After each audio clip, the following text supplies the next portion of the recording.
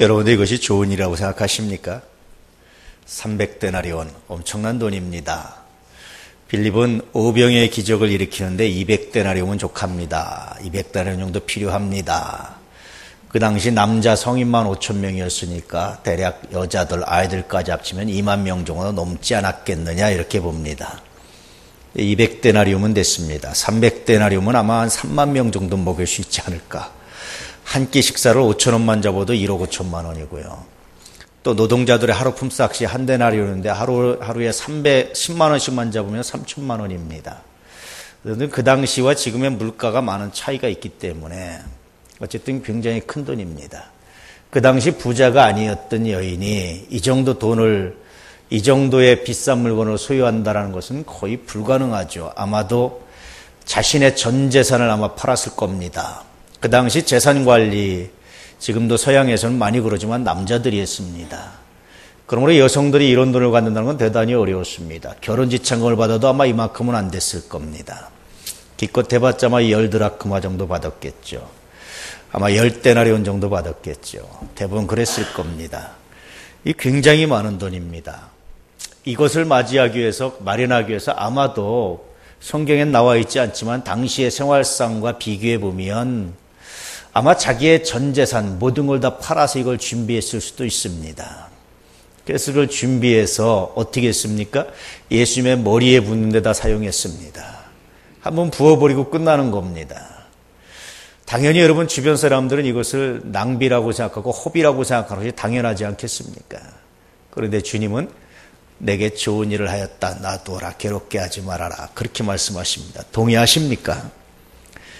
평소에 가난한 자들을 향해서 얼마나 많이 베푸셨습니까? 인자는 머리 둘 곳도 없다 하면서 자기 지방칸 마련하지 않았습니다. 전에도 한번 말씀드렸지만 여러분 맹자가 1년에 연봉이 한 90억 정도 됐다고 그래요. 오늘날로 환산해 보면. 근데 예수님은 머리 둘 곳도 없었습니다. 지방칸 없었습니다. 의복도 제대로 안 갖춰졌습니다. 먹을 것도 없어서 때때로 여러분 오병의 기적을 일으켜야 했습니다. 그랬더니 예수님이 가난한 자들, 병자들을 한 번도 물리치지 아니하시고 그들을 향해서 헌신하셨던 예수님이 도대체 앞뒤가 안 맞는 것 같지 않습니까? 오히려 제자들의 이야기가 가룟유다, 물론 제자 그룹에서 회계를 맡아서 돈을 얼마나 착복했던 사람, 그런 목적을 가지고 말했지만 그러나 그걸 떠나서라도 제자들의 얘기가 오히려 예수님에게 일관성을 얘기하는 거 아닙니까? 오히려 제자들의 얘기가 더 의미 있고 타당하지 않습니까? 오히려 제자들의 얘기가 더 이성적이고 논리적이지 않습니까? 오히려 제자들의 얘기가 예수님을 위해서 더 좋은 일이라고 생각되지 않겠습니까? 그런데 이상하게 예수님께서 이상한 행동을 하셨어요. 그냥 놔두라고 말씀하셨습니다. 왜 그랬을까요? 문문을 묵상하다 보면 이럴 수 있는 이유가 하나 발견되죠. 그것은 뭐냐면 평소에 가난한 자들을 위해서 정말 헌신했던 분만이 할 수 있는 일들입니다. 제가 주변에 특수목회하는 분들을 간혹 봐요. 우리는 여러분 몸이 불편하고 연약한 분들한테 말을 잘 못하잖아요. 혹시 상처받을까 봐. 근데 이 특수목회하는 분들은요 말을 좀 막 하시더라고요. 너 불편한 거 말이지, 너 안 보인다고 다야? 너 듣지 못한다고 다야? 뭐 이렇게 말을 해요. 우린 그때 긴장합니다. 혹시 상처받지 않을까. 그런데 상처를 안 받더라고요. 그러니까 서로 얘기가 돼요. 그런데 여러분 만약에 제가 하면 어떻게 되겠습니까? 엄청나게 상처받는 일입니다. 왜 그럴까? 그것은 특수목회를 하면서 그분들과 오랜 인격적인 교제예요. 그분들에 대한 사랑에 대한 충분한 표현이 있었습니다. 그분들에게 충분한 배려가 있었습니다. 이런 사람의 말 한마디는 의미가 되고 상처를 안 받아요. 전혀 배려하지 않았던 사람들, 전혀 관계없던 사람이 갑자기 똑같은 말을 하면 상처받습니다. 그래서 말이라고 다 같은 말이 아니다 하는 것을 특수목회를 하는 사람들을 통해서 만나볼 때가 굉장히 많습니다. 가난한 사람들, 예컨대 노숙자들에게 이렇게 식사를 제공하는 분들, 어떤 때는 말을 막 하는 것처럼 합니다. 아니 좀 씻고 주마, 아니면 뭐 좀 해, 이렇게. 근데 이분들이 상처 안 받고 웃어요. 우리들이 말하면 상처받습니다. 왜 그렇습니까? 그것은 그 말 이전에 어떤 것이 합의되어 있기 때문에, 어떤 것이 전제되어 있기 때문에, 어떤 것이 숨어 있기 때문에요. 오늘 우리가 예수님이 이 말씀을 하시는데도 상처 안 받고 예수님이 이 말씀을 하시는데도 위선적이라고 생각하지 않는 것은 그분이 평소에 베풀었던 가난한 자들을 향한 충분한 사랑 때문입니다. 오히려 그들을 위해서 십자가를 지셨던 건 놀라운 사랑 때문입니다. 그래서 우리는 예수님이 이렇게 말씀하셔도 상처가 안 돼요. 그것이 위선적이라고 생각이 안 됩니다. 그것이 이율배반적이라고 생각이 안 됩니다. 이런 것들이 차이이긴 하지요. 그러나 이렇게 우리가 이해한다 할지라도 여전히 오늘 말씀은 좀 모순이 아닐까 그런 생각이 많이 듭니다. 여러분 어떻게 생각하십니까? 오늘 말씀을 통해서 오늘 말씀의 가치를 왜 이렇게 말씀하셨는지를 한번 새롭게 발견해 볼 수 있기를 주의 이름으로 축복합니다. 제가 참 멋들어진 부부 이야기를 하나 해드릴게요. 주말 부부입니다. 그래서 남편이 이제 멀리 나가서 근무하다가 주말에 늘 만나서 이렇게 생활을 하는데 자기들은 주말 부부이기 때문에 가사 분담이 정확하다는 거예요. 주말에 만나면 남편은 청소하고 빨래하는 일을 한답니다. 아내는 이제 식사 준비를 하죠. 남편이 청소하고 이렇게 하려면 서재에 가보면 이렇게 보면은 어떤 때는 컵라면 봉지가 그냥 놔둬 있고 어떤 때는 그냥 빵쪼가리 어떤 때는 그냥 빈 접시 이런 것들이 놔둬 있어요. 여러분 뭐라고 그러겠습니까? 야, 이 여자 좀 치우고 살게 뭐야. 아무리 내가 청소하는 건 좀 너무한 거 아니야? 그렇게 말할 수 있잖아요. 그렇죠? 근데 이 남편은 딱 보면서 한 주간 동안 내 아내가 아침을 제대로 못 먹고 밥을 제대로 못 먹고 라면으로 때웠구나. 마음 아프답니다. 커피하고 옆에 책이 놓여 있고 이렇게 놓여 있으면 한 주간 동안 그렇게 바쁘진 않았구나. 좀 여유가 있어서 소설책을 좀 읽었군. 때때로 옷을 이제 일주일씩 입었던 옷을 막 이렇게 아내가 안 치우고 이렇게 논답니다. 그러면 가디건 같은 게 꺼내 있으면 지난주에 날씨가 쌀쌀했는데 한 주간 동안 제대로 입고 살았군. 사과를 하루에 하나씩 아침 대신 먹으라고 6개를 사놨는데 그중에 2개가 남았으면 지난주에는 아침 끼니 거르지 않고 그래서 제대로 먹고 살았군. 그래서 자기는 청소를 하고 빨래하다 보면은요 아내의 일주일의 삶이 쫙 들어온답니다. 자기 추적해보는 시간이랍니다. 조금 안 됐으면 마음 아파하고 그래도 좀 뭔가 챙겨 먹었으면 기분이 좋고 그래서 일주일 동안 만나는데도 불구하고 자기는 전혀 아내와 그런 괴리감이 없다는 거예요. 떨어져 있는 것 같지 않다는 거예요. 그 얘기를 읽으면서요 그 얘기를 들으면서 얼마나 감동이 되는지 아마 저 같으면 밥도 안 해먹고 뭐 했어 뭐 이런다든지 빨래는 이게 뭐야 옷은 제대로 좀 걸어댈 거냐 하면서도 투덜투덜 할 수 있잖아요. 근데 정말 못 떨어진 남편입니다. 제가 많이 회개했습니다. 우리 아내 남편들이 이런 남편들이 되기를 축복합니다. 할렐루야. 그렇다고 아내들이요 일부러 그렇게 또 얼질러 놓고 또 놓지는 않으시기를 얼마나 멋있습니까? 근데 만약에 이랬던 남편이 아내 의견을 와서 여보 이게 뭐야 라고 한마디 하면 아내가 어떡합니까? 그걸 받아들이잖아요. 인정하잖아요. 그랬구나 그럴 수 있구나 이거 내가 좀 심했구나. 이게 여러분 얼마나 귀합니까? 저는 오늘 말씀하면서 그런 걸 느껴요. 주님의 마음이 정말 가난한 자들 향한 배려가 아니면 정말 가난한 자들 향한 배려를 하지 않았으면 불가능한 말씀을 하고 계시다라는 말씀을 통해서 오늘 말씀을 새롭게 이해할 때가 얼마나 하는지. 두 번째는요 가치에 대한 얘기입니다. 사람은 다 값을 매기는 방법이 다르죠. 경제학에서는 최소 비용으로 최대 이익을 얻으라고 말합니다. 최소의 비용과 최대 이익에 대해서 근데 생각의 차이가 있는데 이 생각의 차이가 인생의 성패를 나눌 때가 많아요. 어떤 사람은 손해라고 해서 나는 손해보는 일은 절대 안 합니다 라고 말하는데 손해를 보고 사는 사람이 있고 늘 손해보는 것 같은데 손해 안 보고 사는 사람이 있어요.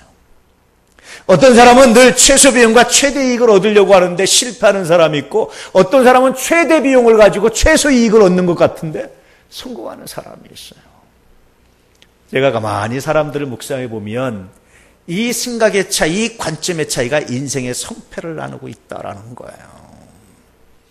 그래서 여러분 사람의 가치가 다르게 계산되고 있는 거예요. 오늘 예수님이나 이 여자의 가치는 300대나 가치가 다르게 계산되고 있는 겁니다. 제자들과. 이 다른 가치를 가지고 다르게 가치를 사용할 수 있는 것을 저는 말을 거룩한 낭비라고 붙인 거예요. 이런 것은 거룩한 낭비가 아닐까. 300데나리나 하는 것을 주님의 머리에 붓는 것이 가난한 자들에게 주는 것보다 더 귀한 가치가 있다고 생각하는 것, 이 눈을 볼 수 있는 것, 이 가치를 알아볼 수 있는 사람이 할 수 있는 행동, 이것이 바로 거룩한 낭비가 아닐까 그런 생각입니다. 오늘 주님의 머리에 향유를 부은 여자 마리아입니다. 성경에는 마리아가 굉장히 많이 나와요. 그래서 이 마리아를 그냥 편의상 베단이라는 동네 살았던 베다니댁 마리아, 베다니댁, 우리식으로 말하면 그냥 베다니 마리아, 편의상 그렇게 부릅니다. 이 베다니 마리아는 가치가 달랐던 거예요.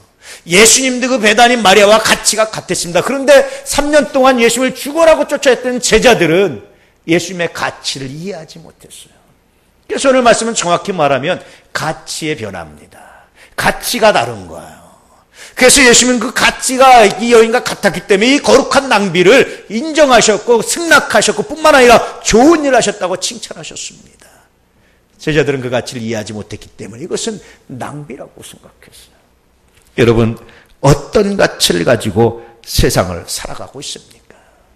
어떤 가치를 가지고 물건을 평가하고 있습니다. 그래서요, 단순히 겉으로 보이는 값만 가지고 계산하는 사람은 늘 실패할 수밖에 없습니다. 그 안에 있는 새로운 가치를 발견하는 사람, 이게 성공적인 사람이에요. 요즘에 많은 사람들이 자녀를 안 낳으려고 합니다. 왜냐하면 겉으로 들어가는 비용에 비해서 얻는 이익은 별로 없는 것 같아요. 지금은 자녀가 비용입니다. 산업화 시대나 농경 시대는 자녀가 노동력이었고 자본이었는데 지금은 자녀들이 비용에 불과해요. 고비용 저효율입니다. 겉으로 보면 그렇습니다. 그래서 자녀를 낳지 않으려고 합니다. 그래서 애들을 키우는 걸 불편합니다. 결혼도 뒤로 미루고 있습니다. 그런데 여러분, 그 안에 자녀가 주는 가치, 자녀가 주는 의미들을 생각해 보면요, 정말 놀랍지 않습니까?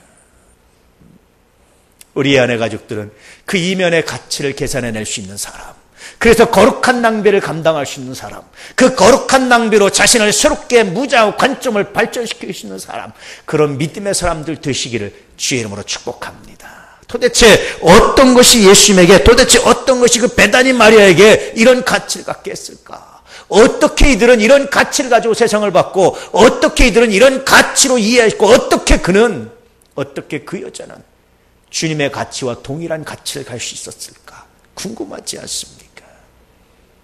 그것은 여러분, 숨겨진 의미를 발견했기 때문에 가능한 거예요. 모든 사건의 이면에는, 모든 물건의 이면에는 숨겨진 의미들이 있습니다.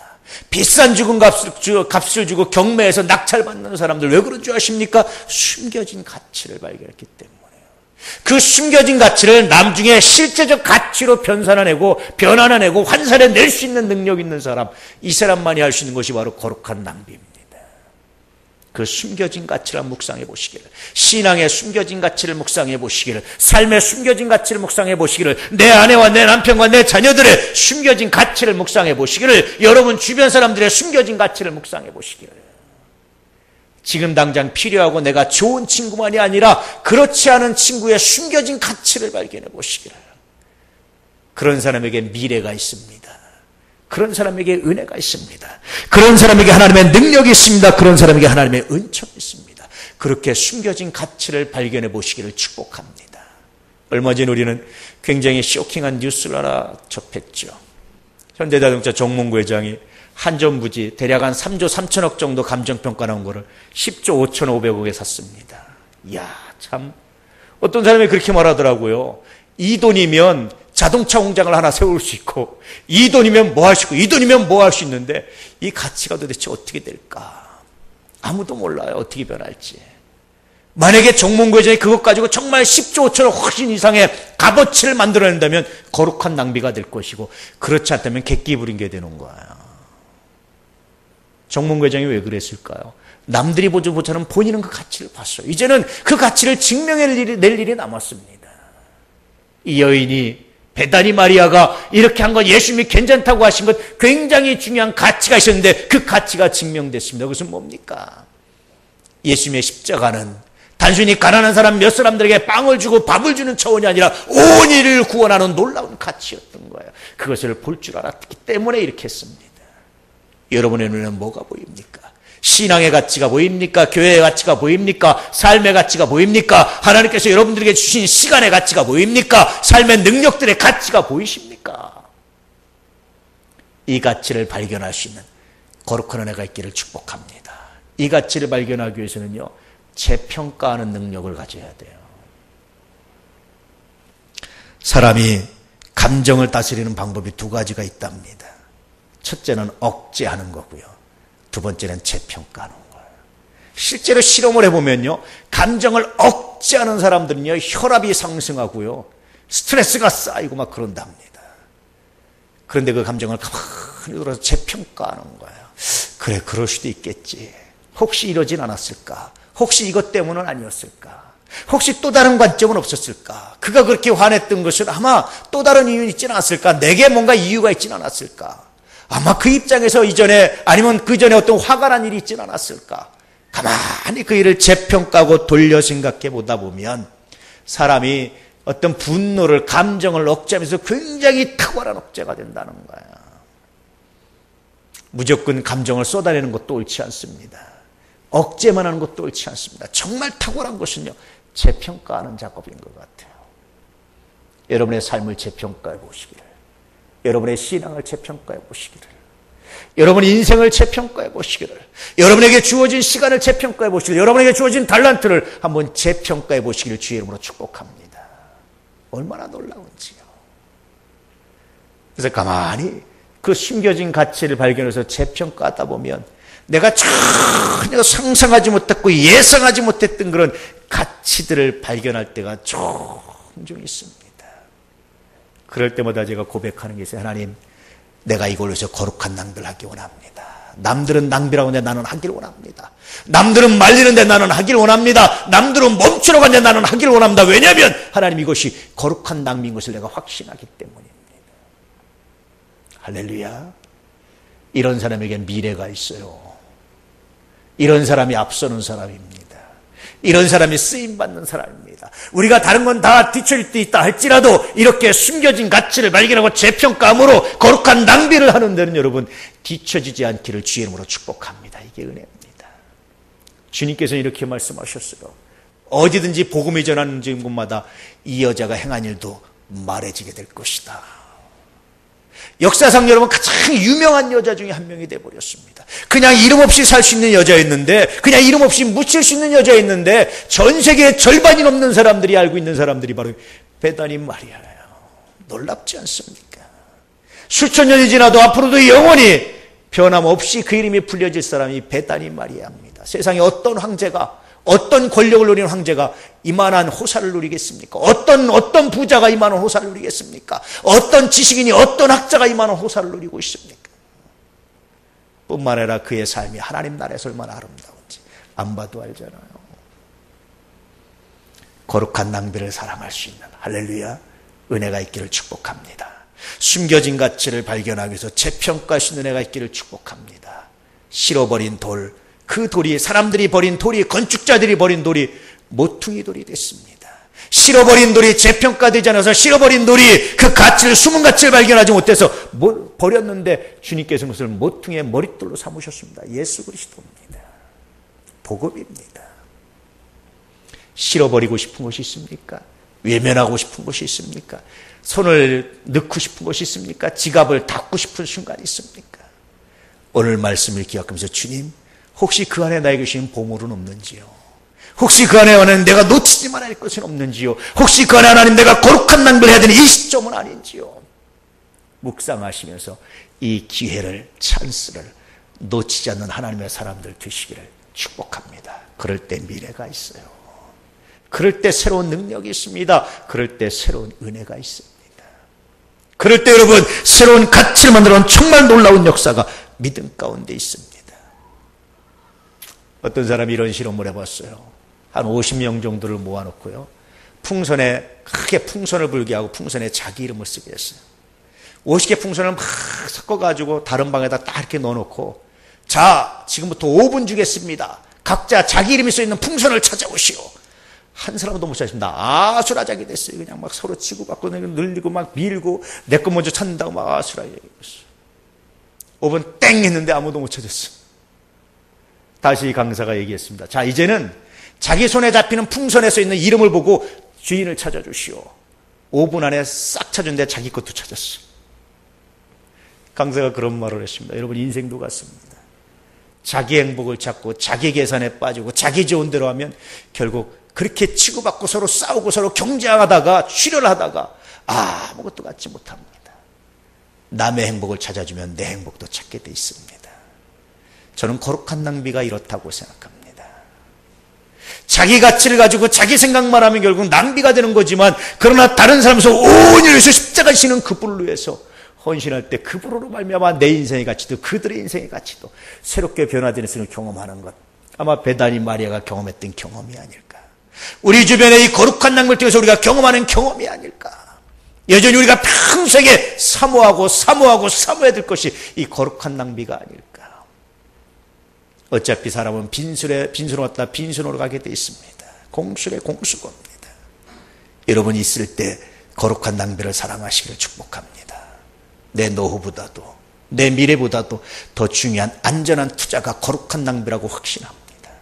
이 거룩한 낭비를 가지고 복음을 전하시고, 이 거룩한 낭비를 가지고 마음을 사용하시고, 이 거룩한 낭비를 가지고 물질을 사용하시고, 이 거룩한 낭비를 위해서 여러분 시간을 사용하시는 귀한 지혜가, 귀한 복이 있기를 진실로 축복합니다. 그러므로 베다니 마리아처럼 주님 앞에 영원히 기억되는 아름다운 삶, 이 삶으로 하나님의 영광을 드러내시는 멋들어진 삶이 되시기를 축복합니다. 저는 우리 청년들이 이런 지혜가 있기를 소망합니다. 우리 아이들이 이런 지혜가 있기를 소망합니다. 우리 예언의 가족들이 이런 지혜가 있기를 소망합니다. 그래서 여러분의 미래가 주님으로 말미암아 형통한 길이 열리기를 진실로 소망합니다. 이 소망이 이루어지길 기도하겠습니다. 할렐루야. 기도하겠습니다.